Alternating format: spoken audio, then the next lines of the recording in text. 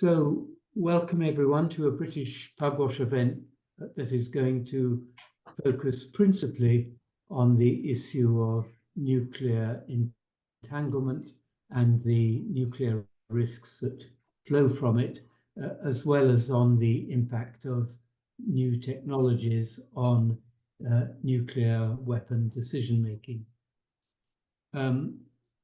Please allow me, before I introduce the speaker, to put in a plug for membership of the Pugwash movement, as I believe that a significant percentage of you are not yet members of Pugwash, and those of you who are not members would make us very happy if you were to join us. Today's Pugwash movement, of which British Pugwash is the UK branch, is the heir of a 1955 initiative.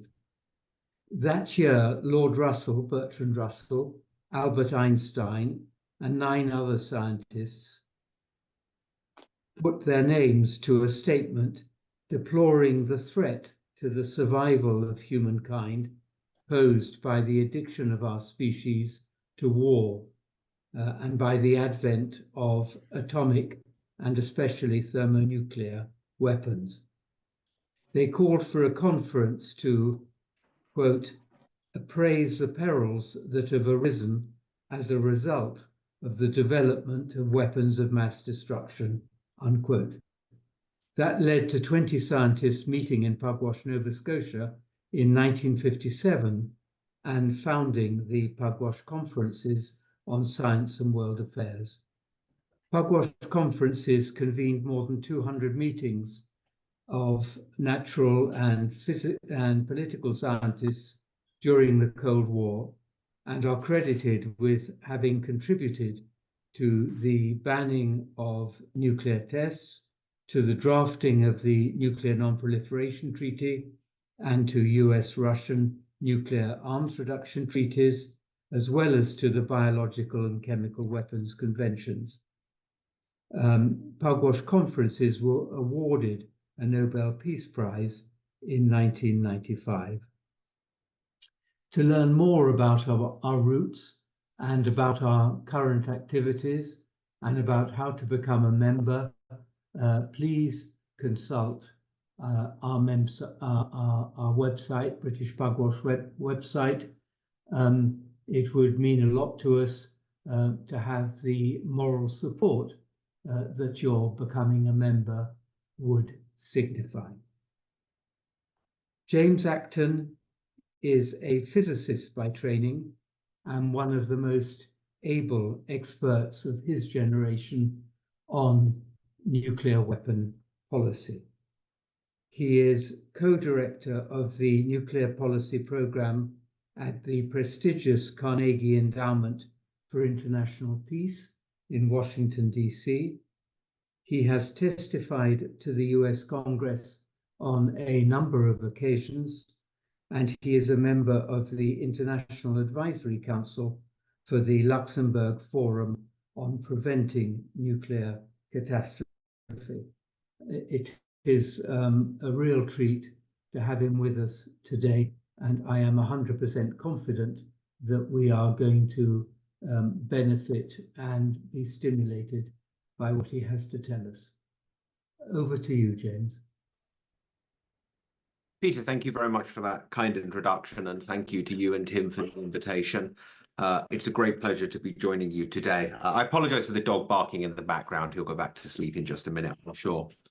Tim asked me to talk a bit today about some of my recent work on the growing entanglement of the nuclear and non-nuclear domains. And in particular about the implications of technological development for the survivability of nuclear command and control systems. We spend a lot of time in the nuclear community, governments spend a lot of time thinking and worrying about and debating the survivability of nuclear with the debate over Trident replacement on whether or not ballistic missile submarines are likely to remain survivable. But actually, all countries worry about the survivability of their nuclear forces. And there's a thesis propounded in particular by Keir Lieber and Darrell Press called the New Era of Counterforce thesis, which essentially posits that technological developments are undermining the survivability of nuclear forces. This is the nature of the survivability of nuclear forces and nuclear command and control is always important. I mean, even if you had relatively pacific relations and countries weren't worried about going to war with one another, one still wants nuclear forces to be survivable, I think, regardless of whatever your views about nuclear weapons are. Because if nuclear forces are not survivable, the theory goes, and one to which I strongly subscribe to, that that's a potential recipe for escalation. But actually today, with growing great power tensions, particularly between China and the United States and Russia and the United States, the risk of conventional conflict is higher, and hence I think the risk of nuclear conflict is rising. And in particular, there are fears now in the United States that with China's nuclear arsenal expanding from its historically small size, there's fears that China and Russia might gang up together on the United States. And so all of a sudden, the United States is now starting to think seriously about fighting a two-front nuclear war against Russia and China simultaneously. And this, in such a scenario, the US would have to worry about the survivability of its nuclear forces when confronting two so-called peer adversaries.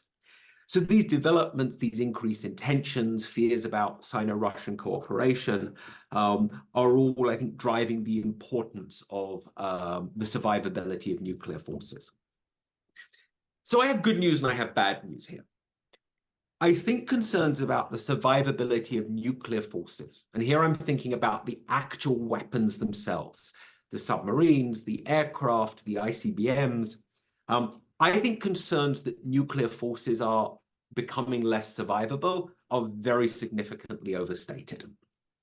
Most fundamentally because a lot of the analysis of the survivability of nuclear forces basically assumes that adversaries will behave like idiots, to use the technical term.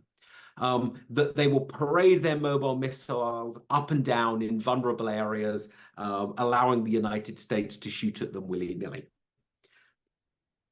I think if states take the survivability of their nuclear forces seriously and operate those nuclear forces in optimal ways, the defense has and is likely to have a lasting advantage above the offense. Now, different countries are in different positions here. You know, the UK obviously has a single nuclear weapon system and is going to have to worry about survivability more than other states, I think. But nonetheless, I'm actually not seriously concerned about force survivability. What is certainly true is perception, to my mind, does not match reality. That all states, including China, Russia, the United States, worry about the survivability of their nuclear forces, much more than, to my mind, they really need to. But in the nuclear world, those kinds of perceptions in many ways are as if not more important than reality. And if in a large-scale conventional crisis or conflict, a state believed its nuclear forces were vulnerable, that could induce it to escalate even if those nuclear forces were not actually vulnerable. So even if the survivability of nuclear forces is not degrading, I think the perception of survivability is degrading. All of that said, what I think this debate misses, which is a critically important issue for me, is the survivability of nuclear command and control capabilities. And there, I think there really is an effect due to technology, that technology really is degrading the survivability of nuclear command and control capabilities with potentially pretty significant implications. Let me start off by pointing out that there are two quite separate reasons why a state's nuclear command and control capabilities may be degraded. The first one is because in a conventional war or a nuclear war, one state deliberately attacks another's nuclear command and control capabilities for the purpose of degrading its nuclear forces. Such an attack might be conducted with conventional weapons, it might be conducted with nuclear weapons, more likely it would be conducted with some combination of conventional or nuclear weapons. But in this situation, either once a nuclear war has been joined, or in the immediate run-up to a nuclear war, one or both states may see some military advantage in trying to degrade the other's nuclear command and control capabilities. That is one fear. A separate and quite distinct reason why nuclear command and control capabilities might be attacked is because they are dual use. That is, at least in the case of the United States, for example, the vast majority of command and control capabilities that have been acknowledged, in fact, I think it's true that all acknowledged command and control capabilities that are used for nuclear weapons also have non-nuclear purposes. It is the same communication satellites that would relay execution orders to nuclear forces as currently relay communications to non-nuclear forces. Early warning satellites that were originally designed and are still used to detect a large-scale nuclear attack against the United States also have the role of detecting, say, non-nuclear ballistic missiles in a regional conflict to cue ballistic missile defense against those non-nuclear missiles. And so command and control capabilities actually have always had this dual-use character to them, but I think you can see that this character has increased over time. And so in a conventional conflict, a state might attack one state might attack an adversary's command and control capabilities for the purpose of trying to win or not lose a conventional war.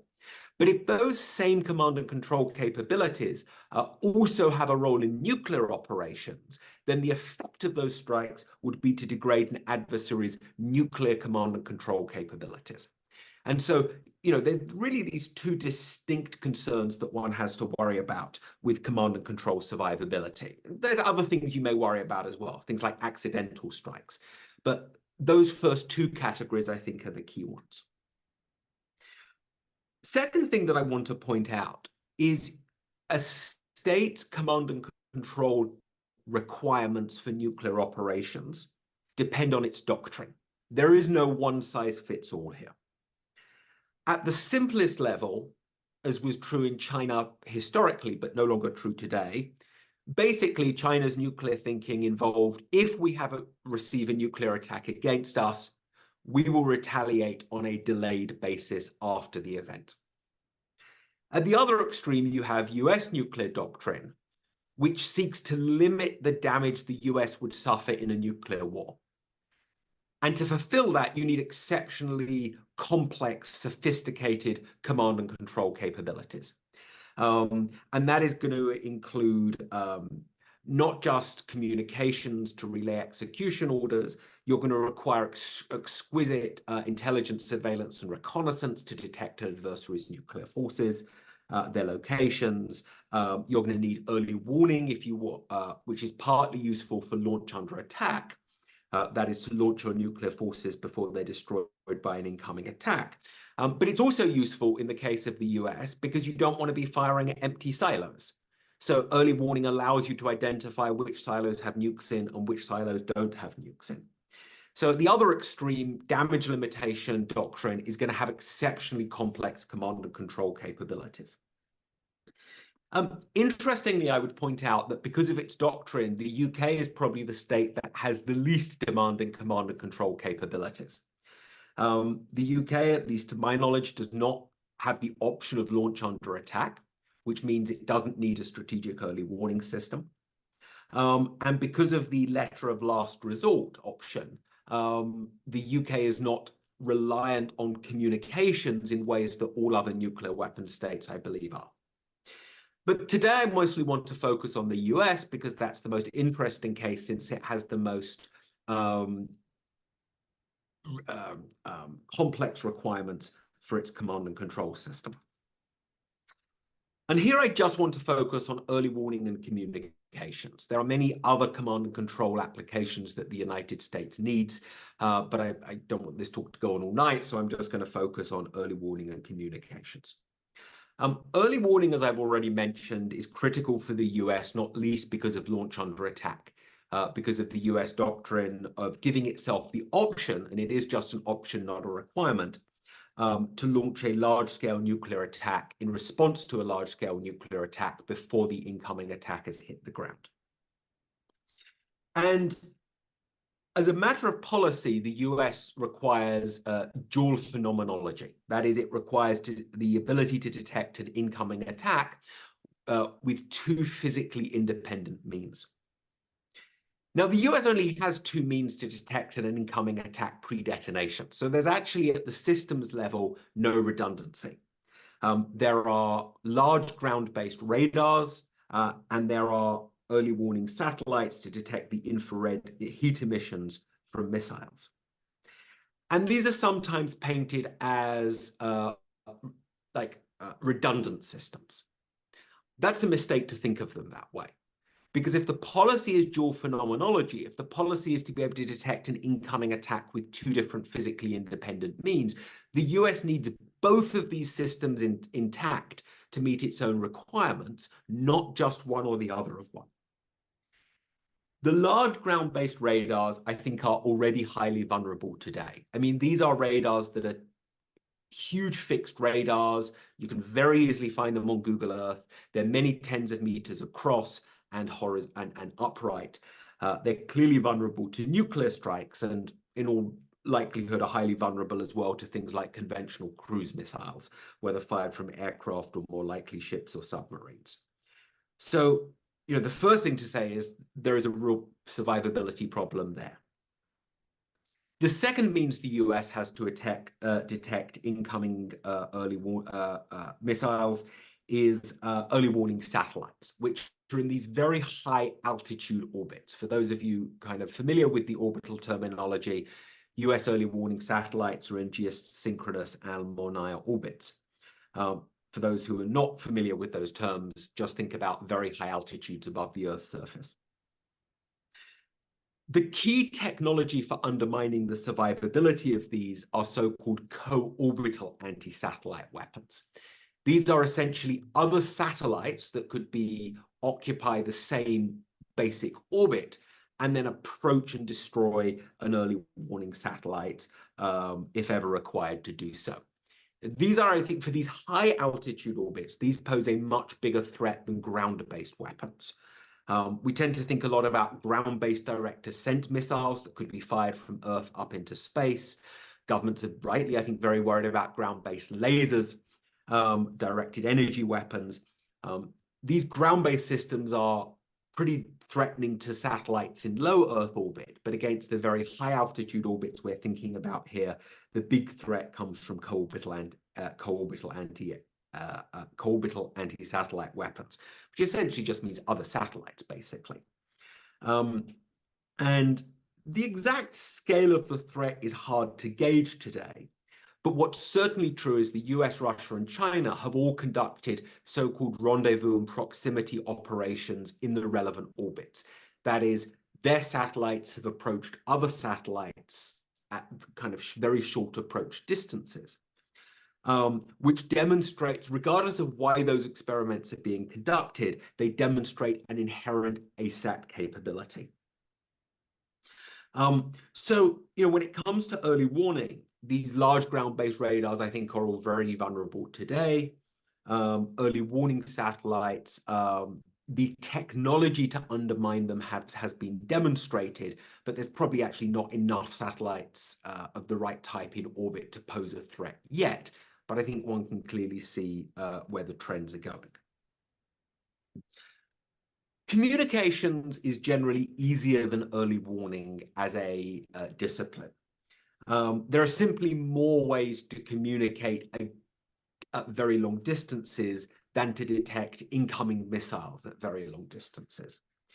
One can communicate at long distances with large fixed transmitters, which again are vulnerable. I would assume this is part of at least an option in the UK. are large, very low frequency transmitters. That's certainly part of the US architecture for transmitting execution orders. One can obviously transmit execution orders using satellites. Again, in the case of the United States, they're in exactly the same orbits as the early warning satellites, so all the previous issues apply. But then you get other options when it comes to communication, and a big one is aircraft. The United States has a number of early warning aircraft which can transmit over extremely long distances using very low frequency transmitters. It's kind of a fascinating process. The airplane trains a cable out the back, which can be a number of kilometers long, and then flies in very tight circles, so that the wire hangs vertically and you can transmit very large distances doing that. Aircraft are very vulnerable when they're sitting on the ground. They are not at all vulnerable when they're in the air. Because they have such long-range transmitters in the United States, they could operate over friendly airspace, very far away from an adversary, be protected by friendly aircraft, and be pretty difficult to detect while they're in the air. There are other possible ways of transmitting execution orders over long distances. In the 1970s, the US acknowledged openly that the telephone system was one of its options for relaying execution orders, which might not survive in a nuclear strike, but probably be pretty resilient against conventional attack. But there's also options, things like one can imagine lifting antennae up using balloons or helicopters. Suffice to say, a number of these more survivable means don't allow for very high bandwidth communication. Things like these aircraft transmitting at VLF frequencies would be totally adequate for a large-scale strike in response to a nuclear attack, but are not going to allow for the very high-width bandwidth communications that are necessary for damage limitation, where you have to be able to coordinate communications very rapidly across a huge area to detect and target and strike an adversary's nuclear forces. So there are survivable means of communication, but they tend to be pretty low bandwidth ones. Finally, let me say the huge uncertainty in all of this is cyber vulnerability. I can make arguments as to why I think a number of these systems may not be so vulnerable to cyber. I could make an argument as to why I worry about the vulnerability of these systems to cyber attack. There's a huge amount of uncertainty here. I won't rehearse the arguments here, but just suffice to note that area of uncertainty.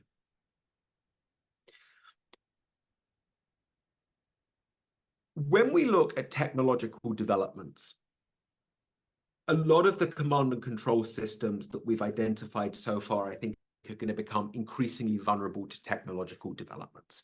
I mean, the big one that worries me the most here is anti-satellite technology, where it's just very hard to protect individual satellites, and increasingly easy to strike them.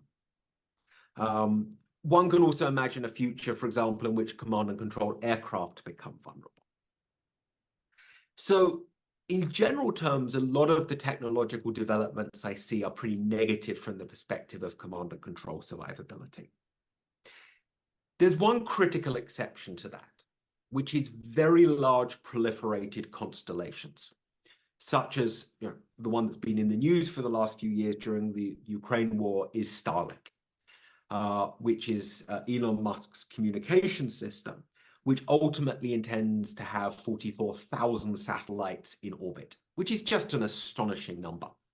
And even though any individual satellite is going to be highly vulnerable, if you really do build a communication system with 44,000 satellites in orbit, that is an exceptionally resilient system.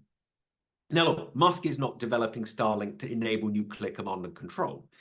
He's developing Starlink because to enable low latency gaming fundamentally above anything else. But it turns out, that technology of large numbers of very small satellites is exceptionally resilient. Indeed, I think a large part of the reason why Russia is now reportedly developing this nuclear-armed anti-satellite capability that the US has flagged recently is precisely to combat these proliferated constellations. The only way you can, it's precisely because they're so resilient to conventional attack that the only way you can really disrupt, the only way you may be able to really disrupt a large proliferated constellation is via nuclear attack. And frankly, I haven't really seen any good analysis on how resilient large proliferated constellations are likely to be against nuclear attack. Having said that, Starlink isn't being developed for military purposes, though it's being used for military purposes. The United States is developing its own proliferated constellations for military purposes. And this is something called the Proliferated Warfighter Space Architecture, which is going to comprise thousands in total rather than tens of thousands of satellites in orbit. And to my mind, as somebody who wants nuclear forces and nuclear command and control to be survivable, in theory, I actually think this would be quite a good development. Apart from the fact that the United States has, as far as I can work out, is not planning to integrate these proliferated architectures into its nuclear command and control system. These systems, at least as I understand it, are being developed exclusively for conventional warfighting. So even though there is this technological development that would allow nuclear command and control satellites to become much more survivable, there doesn't really appear to be any interest in any of the states that I've seen in actually integrating it into nuclear operations. In fact, within the United States, the US is currently planning to modernize its command and control architecture by replacing some of these satellites that I've described earlier. And it's actually going to build fewer nuclear command and control satellites in the next generation than in the current generation. And I think that's because so much money is being eaten up by these proliferated constellations, even though they're not going to be used for nuclear operations. So one is left with this bizarre situation, as I see it, where the technology is available to make nuclear command and control significantly more survivable. The US is not going to use it for that purpose. But because the money is being eaten up by the conventional warfighting, the nuclear command and control system is actually going to become less redundant at a time when non-nuclear threats to that command and control system are rising. So, I find that a profoundly unsatisfactory and frankly dangerous situation to be in. Overall, let me kind of leave you with these three final thoughts and then very much look forward to questions and discussion. When it comes to relatively simple nuclear command and control, when it comes to doctrines that require relatively limited nuclear command and control capabilities, I'm fairly optimistic about their survivability. I mean, ultimately, any state that has nuclear weapons, to my mind, has the technical sophistication to build a nuclear command and control system that's likely to be very survivable for the simplest missions. And here one is thinking about things like retaliating after absorbing a first strike, but not trying to do discriminate nuclear attacks or anything like that. However, as the mission becomes more complicated and the nuclear and the command and control requirements go up, the tolerance of the system towards disruption goes down. If you're really serious about doing damage limitation, which I think is a bad idea. I mean, I'm vehemently against damage limitation as a doctrine, but as an empirical matter, that is the US doctrine. If you're trying to do damage limitation, the kind of command and control architecture you need is very vulnerable to disruption. Even temporary brief disruptions can severely limit your ability to do damage limitation. And so I'm much less optimistic about the ability to build command and control systems that are survivable against even the temporary disruptions that could mess up damage limitation. And then thirdly, there is this one really important technological development of proliferated constellations that I think really could make a significant difference to command and control survivability. But as far as I can determine, no one's actually interested in using it for nuclear command and control purposes. So that's kind of a brief summary of some of my more recent work on command and control survivability, where we are, where we're heading. I'm very happy to answer questions on this subject, the entanglement work more generally, some of the work that I did with Steve Fetter and Charlie Glazer about the three-peer problem and the risk of a new arms race, or indeed any of my other work. But Peter, thank you very much, and back over to you. Well, no, it's I who thank you very much, James. I personally have benefited enormously from what you've been telling us, and I'm sure many others on this call have also. I will ask one question, and then I will hand over to Tim, who's going to handle the rest of the Q&A. My question concerns damage limitation. I have never understood and still don't understand the rationale underlying it, because surely the enemy systems that would be used in a first strike are the more vulnerable enemy systems, which would in their turn be the obvious targets for a US damage limitation strike. So surely the missiles launched by the United States in the hope of limiting damage will actually be hitting empty target sites, because the nuclear missiles that are being targeted will long since have been on their way to causing damage in the United States. Or have I completely failed to understand? So, Peter, I agree with you. And look, I would distinguish here between what is the goal of damage limitation and can you actually do it practically? The goal of damage limitation, I think, is an understandable one, if somewhat misplaced. Those advocates of damage limitation, and just as a reminder, this is the goal of destroying as much of an adversary's nuclear forces as possible so that you suffer less damage in the event of a nuclear war. There's two separate, closely related, but separate arguments advanced for damage limitation. The first is that it enhances deterrence, that there are question marks over the credibility of whether the United States would, say, sacrifice Washington for Warsaw or New York for Paris or whatever it was. But if the US could limit the damage it would suffer in a nuclear war, that would enhance the credibility of its threats to defend allies. The second argument is that even regardless of whether damage limitation enhances deterrence, it would save American lives in the event of a nuclear war. That maybe rather than 100 million people being killed, only 20 million people would be killed, right? Those are the two arguments in favor of damage limitation. To my mind, there are two practical problems that mean those advantages will never be realized in a meaningful enough way. And in fact, it could dramatically backfire on you. First is the problem that, to my mind, adversaries' nuclear forces are survivable enough that the US could never meaningfully limit damage enough to actually enhance deterrence. And secondly is the issue of crisis instability, as you named, which is, if you're dealing with Russia that has a launch under attack doctrine, or China, which is developing one, they're doing that precisely so that even if the US preempted them, even if the US got to its gun first and shot first, they would have the ability to launch their nuclear forces before they were destroyed by an incoming US nuclear attack.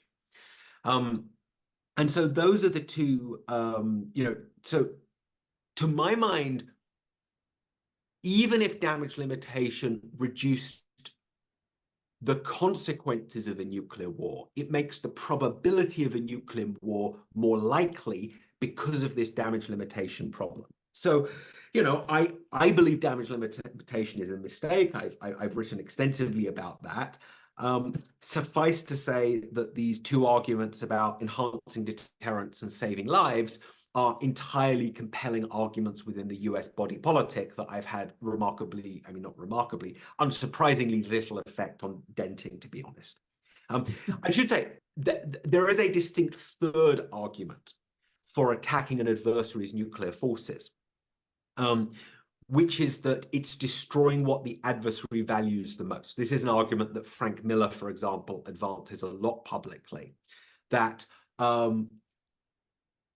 it's not so much about limiting damage as it is about, the adversary really values its nuclear forces, and so we have to destroy those for deterrence to work.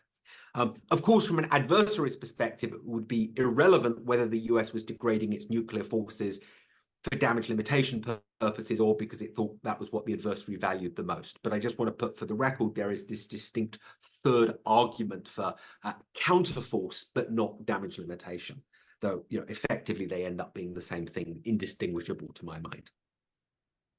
Thank you. Over to you, Tim. Thanks, Peter.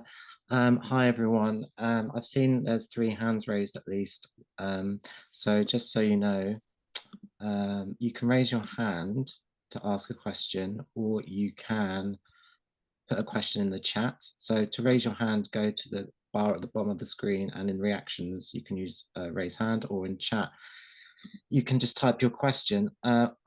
I'm going to ask one question to James, and then I'm going to go William Walker, Paul Ingram, then Rhys Lewis Jones. So this is my question, if I can make myself the main person speaking. I'll try and do that.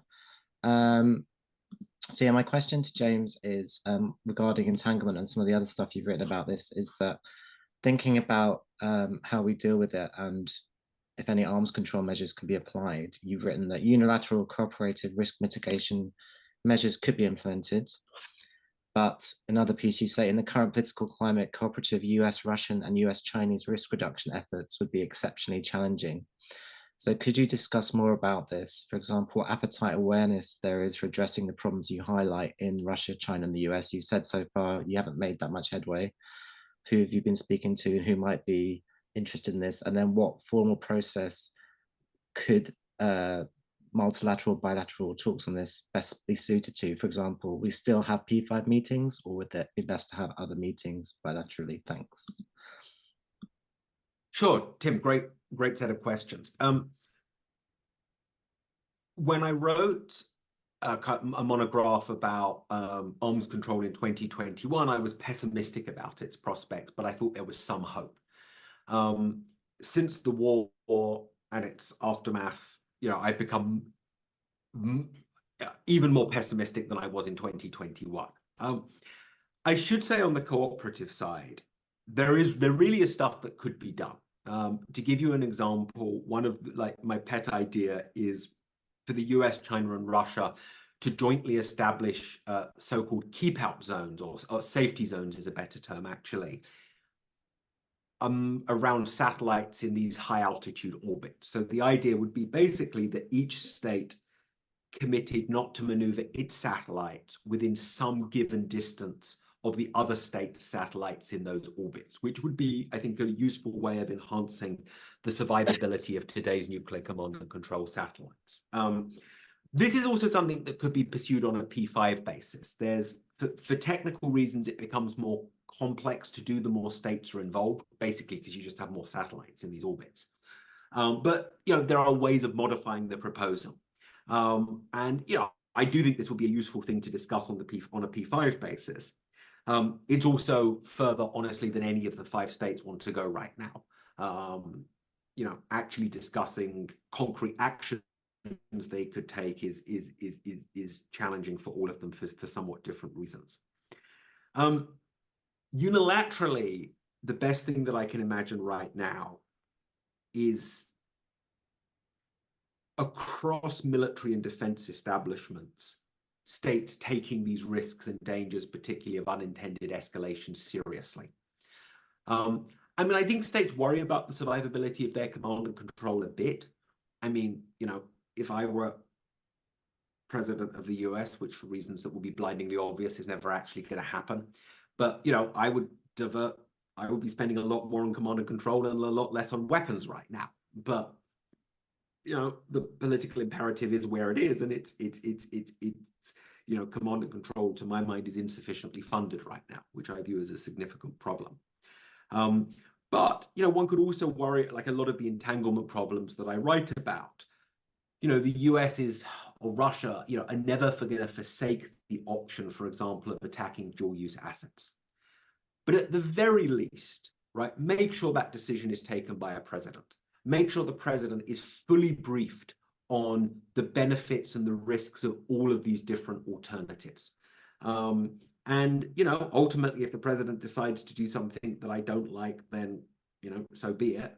But I would much rather be in a situation in which presidents are briefed on these options, which are potentially very escalatory, and they take the decisions rather than having them taken lower down the food chain by people who aren't so responsible for thinking about nuclear risks.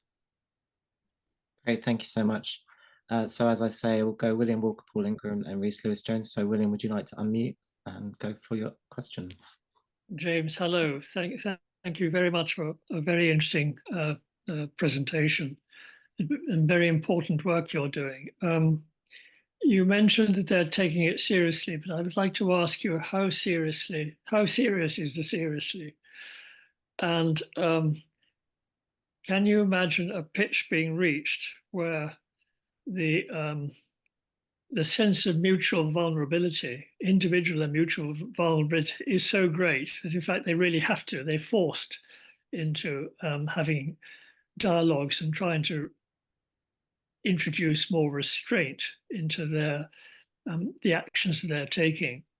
And it brings to mind, although the technological and other situation was very different in the late 50s and early 60s, there's a certain parallel here where you have rapid technological change, a lot of strategic instability and worry, and at the same time, great political tension between the superpowers. And it did encourage them at least to come around the table and to begin exploring ways in which they can lessen the tensions and also introduce more stability into their deterrent relations. I just wonder if you can respond to that. I mean, it's a point at which it becomes so serious and they're so worried that they feel impelled to get around the table and to talk to each other about it. William, it's lovely to see you again, and I hope all's well with you, and thank you for those as ever insightful questions. I think it is definitely possible that extreme fear could push the US and China and the US and Russia and maybe trilaterally to negotiate and to have serious discussions and negotiate. But we're not there today, and I worry we will have to have a crisis to get there. You know, I think it was an apt analogy to look at the early part of the Cold War. Ultimately, though, what propelled the sides to the initial phase of risk reduction was the Cuban Missile Crisis in 1962. I mean, the analogy that I like to make is if on the 1st of October, 15 days or whatever it was before the missiles were discovered in Cuba, you were told people that within whatever it was, a year, you would have a hotline between Washington and Moscow, you probably would have been committed to a mental asylum. But there was the Cuban Missile Crisis. Each side, it was brought home vividly to each of the two leaders, at least, quite how difficult that crisis was to manage, quite how easily it could have gone wrong. And, at that point, the hotline became a no-brainer to each side. And then there was also the limited test ban treaty as well. So for me, I think what is unfortunately useful for getting states to talk is a sudden shock to the system that illustrates how bad things are. the gradual rise of tensions that you can adjust to and get used to may not be so effective at bringing the two sides to the table as a sudden shock to the system. And obviously, I think that's a very undesirable conclusion, because a crisis may have a really bad outcome as well as a potentially less bad outcome. And secondly, I would also add that, at least in the case of the Biden administration, I really think there is a genuine desire to talk. I think the Biden administration doesn't have good ideas about what it would do, what it would be willing to do after, as a result of talks. But at least it's willing to talk. Whereas right now, China and Russia are not even willing to sit down and talk. And so, it is a very difficult situation there, and one that unfortunately I think could persist for quite a long time before states are willing to sit down and start some kinds of serious discussions and negotiations with one another. Great, thank you, James and William, for the question. So, Paul, you're next. Thanks, Tim, and thanks, James, for excellent conversation here. Yeah, I was just meditating on that answer and the idea of strategic dominance being such a dominant theme in both all three major capitals. My question is more specific. I think it's around recent reports about the Russians putting nuclear weapons into outer space, because I think you got close, but unless I missed it, I don't think you addressed that directly. And I wondered what your thoughts are about the political motivations within Washington for that reporting, whether there is any technical likelihood that the Russians would put nuclear weapons in outer space, because it seems quite a strange move, whether or not there's, I mean, obviously it's illegal against international law, but the Russians don't seem to be being held back by international law, but surely there are strategic technical reasons why you wouldn't put your nuclear weapons in a vulnerable place in space, that there's all sorts of dangers, that you take out your own satellites as well as the others, that it just seems to me a strange thing, but maybe I'm missing something, and maybe these reports are genuine. I tend to be quite skeptical, but I'd really love you to push back on my skepticism. Sure, and always very good to see you again, Paul. Very happy to answer this best I can. So, from talking privately to US officials, I believe US officials genuinely believe Russia is working on a nuclear-armed ASAP weapon. Whether they're right or not, I don't know, but there are officials who I trust who really genuinely believe it. There's no suggestion this weapon has been put into space yet. I think in terms of the practical stuff, which was where my mind initially went to, a lot depends on your concept of operations here. I would be very surprised if the Russian concept of operations was to put basically a nuke in orbit in peacetime. That would be, it's vulnerable there, it's being irradiated, which will shorten its shelf life. You can't service it when it's in space.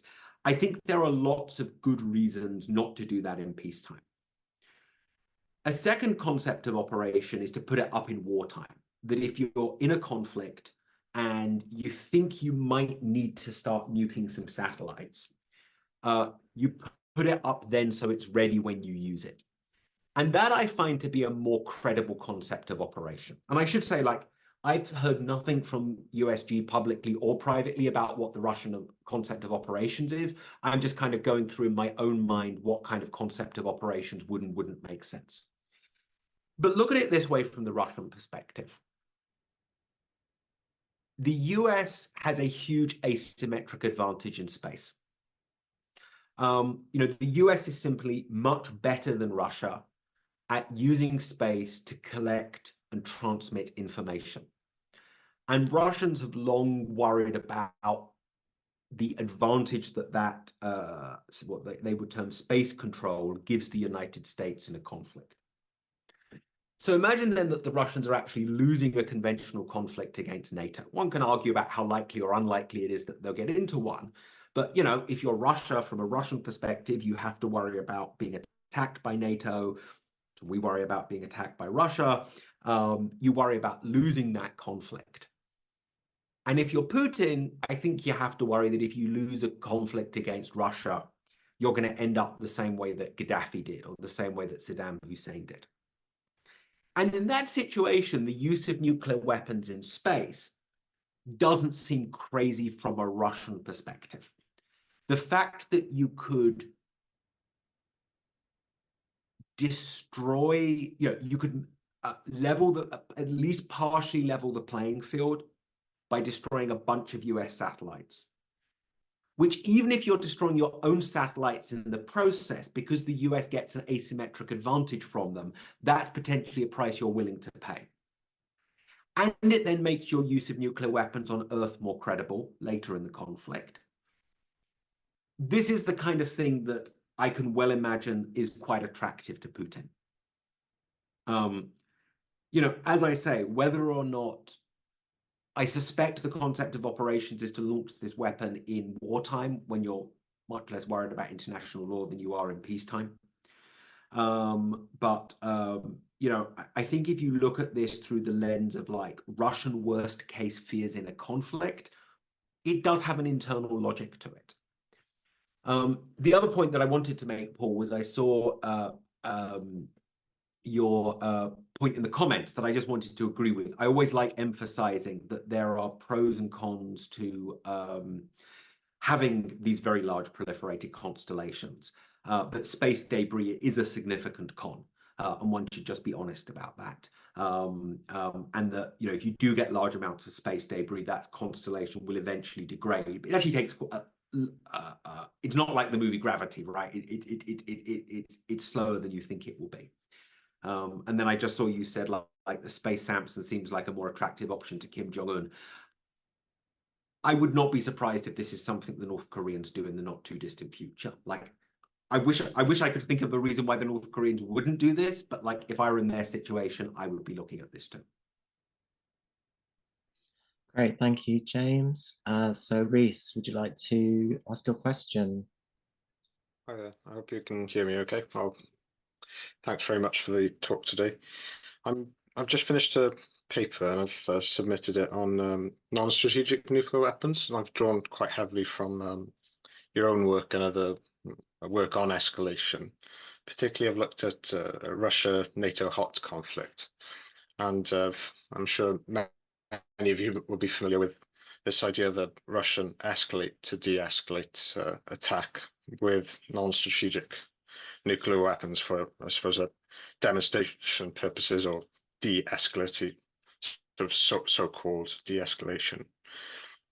I just want to have your sort of views on this, because what I was looking at in the article and how I concluded it was this idea, and I was drawing from a few other authors from this, I forget their first names, but Loomis and Post as well. You have sort of three consequences of this sort of attack. I know we haven't discussed, or you haven't discussed non-strategic nuclear weapons specifically today, but I'm particularly worried about counter-escalation in this case, then, if it were to happen in a hot conflict. And also, there's never this consideration that NATO could, I suppose, capitulate in the face of this attack as well. And this is something that I've looked at or tried to focus on. I think particularly Loomis says it could buy space for time. So even if you're capitulating in the face of these nuclear attacks, that's something that I've looked at. The third option they had was continued war fighting. Well, I don't see that progressing very far. If NATO attempts to continue war fighting after a nuclear attack, I think that could provoke another nuclear attack. So I apologize if these are sort of rough ideas, but this is what I've tried to develop in my first written piece. So I'd just like to have some of your thoughts. I appreciate that some more contrarian arguments, like Bruno Tetrays have said, an escalate to de-escalate attack is a Western narrative anyway. But when I looked at his arguments, I was somewhat skeptical. I was unconvinced that, this should dispel the worry of the whole thing. So I'm happy to clarify if I've been vague on some points, but I just really appreciate to have some of your views on it. Sure, Reese, and I very much look forward to reading your paper when it comes out.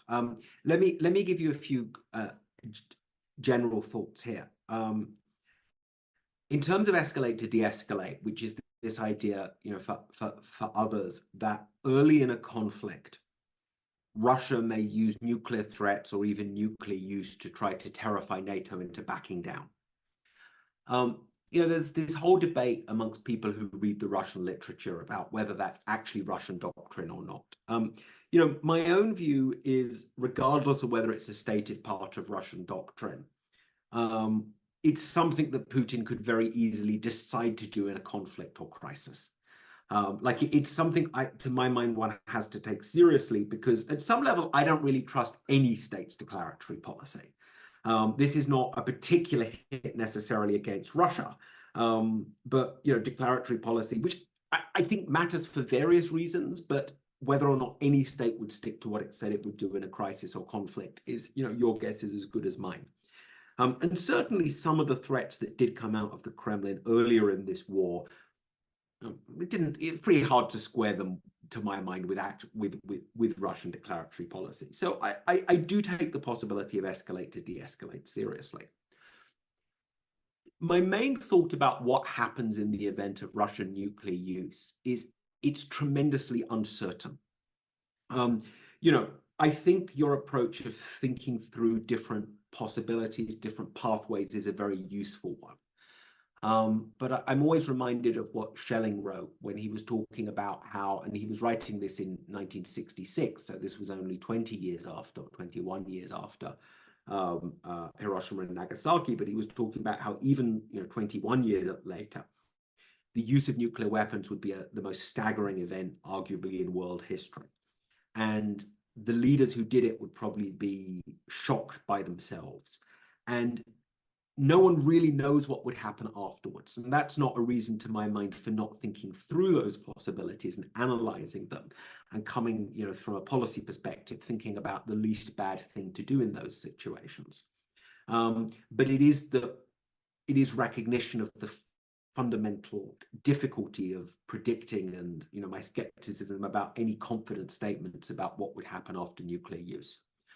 And all I would say is, I think a huge amount depends not just on the belligerents, but on the global reaction as well. Imagine Russia uses nuclear weapons in whatever the conflict is, and the entire world rises up against them, including China and India, and the international community as a whole immediately isolates Russia, and even its closest allies kind of close borders and stop trade and whatever else. I think that's a very different world from one in which the world gives a shrug. Russia's used nuclear weapons, okay, end the conflict, bad boy Russia, we'll write you a very strongly worded note to tell you off for doing that. But no real action is taken. So I think it's important not just to look at the belligerents, but to look at the way the international community interacts with that whole conflict. But I think your approach of looking through different escalation pathways and thinking through what the world would be like and the challenges of each one is a very good way of doing it, precisely because it's so difficult to know which pathway we would actually go down.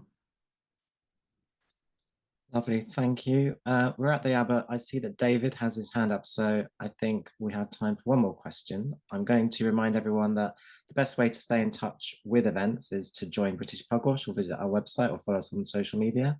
So I'm posting a link to our website in the chat. But yes, David, over to you.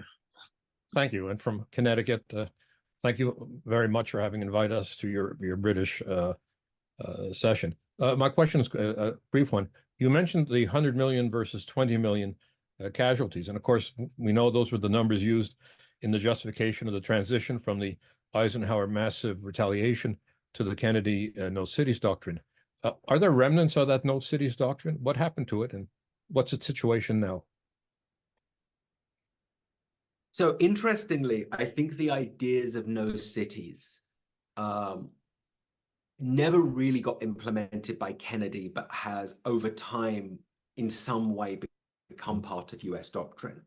I remember there was a conference I was at where Tom Schelling, before he died, said to, we're talking about how he asked somebody in the Kennedy administration, maybe the Johnson administration by that point, whatever happened to no cities. And basically he was told at the time that the military simply wouldn't do what the administration wanted, and the administration gave up on it.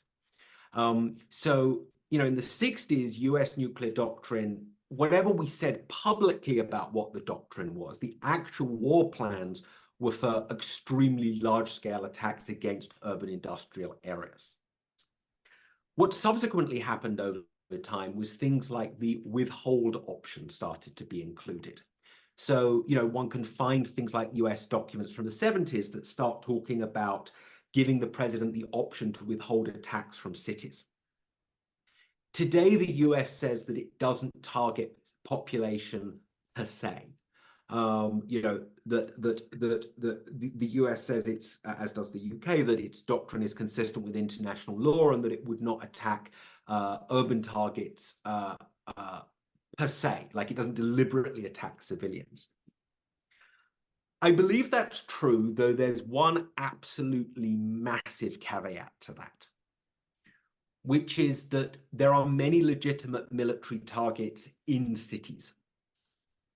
And I'm fairly confident that at the early phase of a nuclear war, the US would withhold attacks against those targets. How long that restraint would last for is anyone's guess. And also, there's many legitimate military targets outside of cities that could cause massive casualties inside cities. So to give one example, this was from some recent modeling from Sebastian Philippe at Princeton, who's published this now.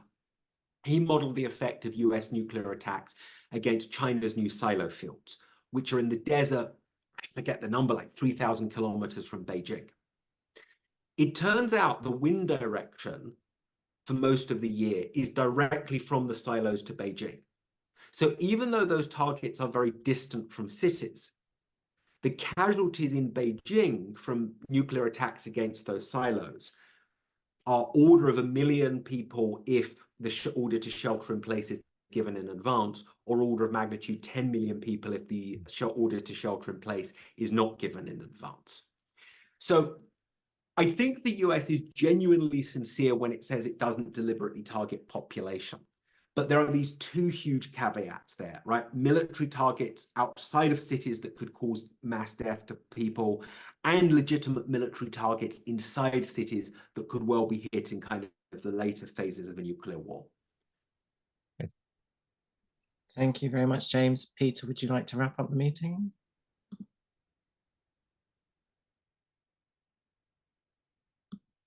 Yes, I thought you were going to do so, Tim, but it doesn't matter at all. Of course, it's a great pleasure to wrap it up, in a very simple task, because we've had one of our most outstanding events. I think James has been a wonderful speaker.